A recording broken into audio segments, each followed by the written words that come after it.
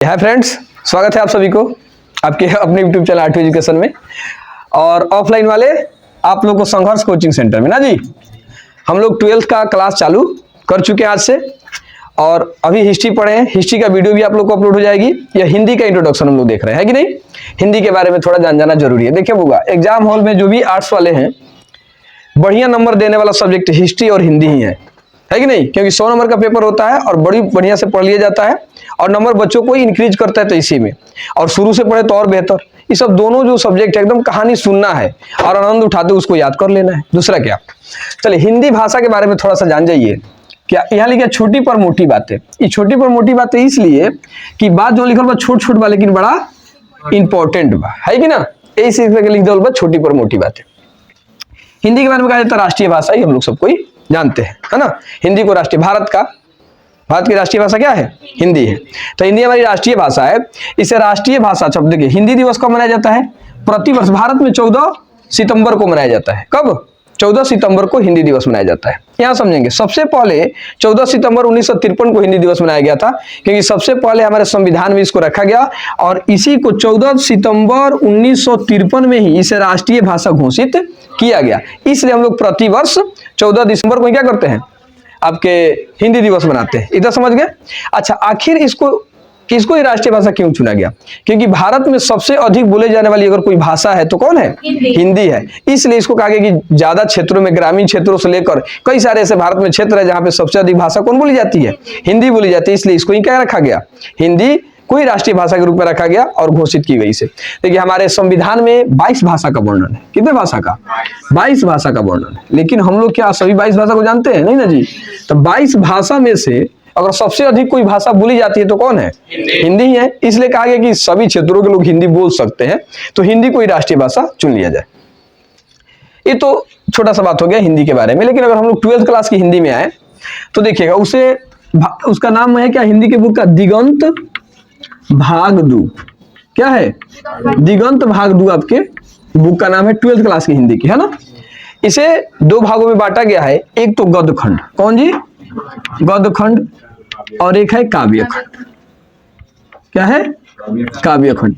इसमें एक नया चीज आपको मिल जाएगा, प्रतिपूर्ति, जिसका नाम है क्या है? प्रतिपूर्ति। प्रतिपूर्ति में कुल 3 चैप्टर आपको मिल जाएंगे, ठीक है ना। प्रतिपूर्ति जो है यह दूसरे जगह से लिया गया, मतलब विदेशों की इसमें कहानियां हैं 3 गो, इसलिए इसे प्रतिपूर्ति रखा गया है नाम, है कि नहीं। अभी समझिए कि गद्य खंड क्या होता है। तो हिंदी के ऐसे खंड जिसमें हम लोग कहानी, निबंध, आत्मकथा आदि का अध्ययन करते हैं उसे क्या कहते हैं? गद्य खंड। यानी गद्य खंड में कहानी वानी का अध्ययन किया जाएगा। काव्य खंड में हम लोग किसका अध्ययन करते हैं? कविता का। इसलिए इसे क्या कहते हैं? काव्य खंड कहते हैं। क्या कहते हैं? काव्य खंड कहा जाता है कि नहीं। तो काव्य खंड, अब सुनेंगे ध्यान से, 12th क्लास के हिंदी में गद्य खंड 13 गो है और काव्य खंड 13 गो, 3 गो प्रतिपूर्ति। कुल कितना चैप्टर पढ़ना है? 29 चैप्टर आपके हिंदी में पढ़ना है कि नहीं। और 29 चैप्टर से एग्जाम में क्वेश्चन रहते हैं, है कि नहीं। तो सारे चैप्टर को पढ़ना एकदम जरूरी होगा। तो एक गद्य खंड आप पढ़ेंगे तो एक काव्य खंड पढ़ेंगे। एक गद्य खंड फिर एक काव्य खंड। प्रतिपूर्ति 3 गो कहानी है, उसको कभी पढ़ा जा सकता है। यहाँ से एग्जाम में सिर्फ ऑब्जेक्टिव क्वेश्चन पूछा जाता है। कहां से? इस प्रतिपूर्ति से। आप जानते हैं कि हिंदी का जो पेपर होता है कितने नंबर का होगा? पूरे 100 नंबर का पेपर होगा, जिसमें 50 नंबर के ऑब्जेक्टिव होंगे और 50 नंबर के सब्जेक्टिव होंगे, है कि नहीं। जो 50 नंबर के सब्जेक्टिव होने वाले हैं, इस सब्जेक्टिव में बुक के साथ साथ व्याकरण का भी योगदान रहेगा। तो इसका व्याकरण भी पढ़ना एकदम अनिवार्य होगा। इतना बात समझ गए? बुक लेकर आए आप लोग? हिंदी की थोड़ा बुक दीजिए।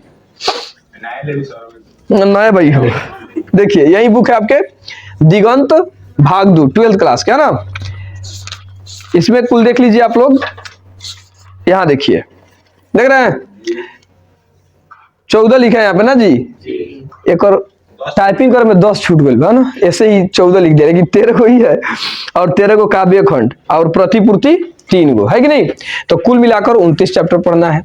और इसमें जो कहानी मिलेंगे बड़ी लंबे लंबे कहानी, उसके लिए टाइम देना पड़ेगा बढ़िया से, एक एक लाइन पढ़कर समझेंगे। और हम लोग के पास पर्याप्त टाइम है क्योंकि हम सही समय पे आ गए हैं। आर्ट्स वाले बच्चे तो ऐसे पढ़ते भी नहीं है ट्यूशन कोचिंग, लेकिन जब से आपके कंपटीशन का क्रेज बढ़ा है, अब बच्चों को लग रहा है कि कंपटीशन करना पड़ेगा। अब थोड़ा सुनिए, साइंस वाले, इस समाज में जो भ्रांतियां होती है ना रूढ़िवादी प्रवृत्ति का, उसी प्रवृत्ति में हम लोग जी रहे हैं। अब साइंस वाले के साथ कहते हैं तो अरे भैया हो दीदी, साइंस बड़ा हार्ड होगा, हार्ड कथी वाला कुछ ना, उससे तो हार्ड ये आर्ट्सवा है, साइंस कथी हार्ड है, पढ़ते नहीं है। हाँ, होता क्या है कि हम लोग बिहार बोर्ड हमारा है, वो चाहते कि तू खाली पास हो जा, तरह के डिग्री थमा दी, तू घूमा आवा ना नौकरी ले तो तेल निकालते ही तहारम क्यों नौकरी दियाला।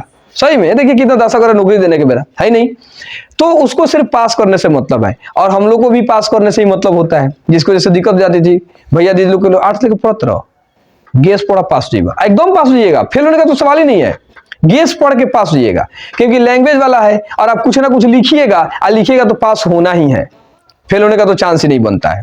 लेकिन अगर आप कंपटीशन में बैठिएगा तो साइंस वाले भी आपसे टकराएंगे, आर्ट्स वाले भी टकराएंगे और कॉमर्स वाले भी, तीनों में एक साथ टक्कर होगा। अब आर्ट्स लेके तो तू ऑयस कैले बड़ा, आर्ट्स लेके ऑयस कैले बड़ा ना, वो लगे साइंस लिया तो क्या पढ़ना डरना क्या पढ़ना क्या जवान होके, तो ऐसा बात रही है आर्ट्स को लेकर के दिमागों में हमें और समाज में भी यही भरी हुई है। लेकिन नहीं, आर्ट्स पढ़ के आप जो बच्चे थोड़ा कंपटीशन की तैयारी करता हो उससे पूछिएगा कि साइंस भारी है, मैथ भारी है, कि रीजनिंग भारी है, कि आर्ट्स का सेक्टर भारी है, तो रिजल्ट निर्णय करने वाला ही आर्ट्स वाला सेक्टर ही होता है। मैथ अगर 20 को दिया है तो बच्चा 20 पे 20 बना देते हैं, रीजनिंग दिया हो 20 को तो 20 पे 20 बना देगा सब, साइंस का भी क्वेश्चन अधिकांशतः बनाता है बच्चा। कहाँ दिक्कत होती है? आर्ट्स वाले सेक्टर में आकर, हिस्ट्री हो गया, पॉलिटी हो गया, जितने सारे सब्जेक्ट हम लोग आर्ट्स में पढ़ते हैं। तो अगर आर्ट्स अगर आप बढ़िया से पढ़ते हैं तो आगे आपके लिए बड़ा बढ़िया अपॉर्चुनिटी रहेगा।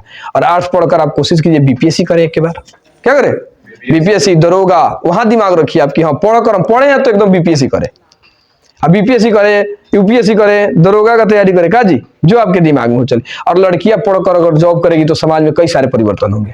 तो आप यह कोशिश कीजिए कि हम लोग अभी ना शादी ब्याह के लिए कौन जरूरी था, क्या जॉब कर लियो, बाद लड़कियों को थोड़ा सुविधा है, लड़कियों को बहुत कम टाइम मिलता है, लड़के के पास टाइम भी है।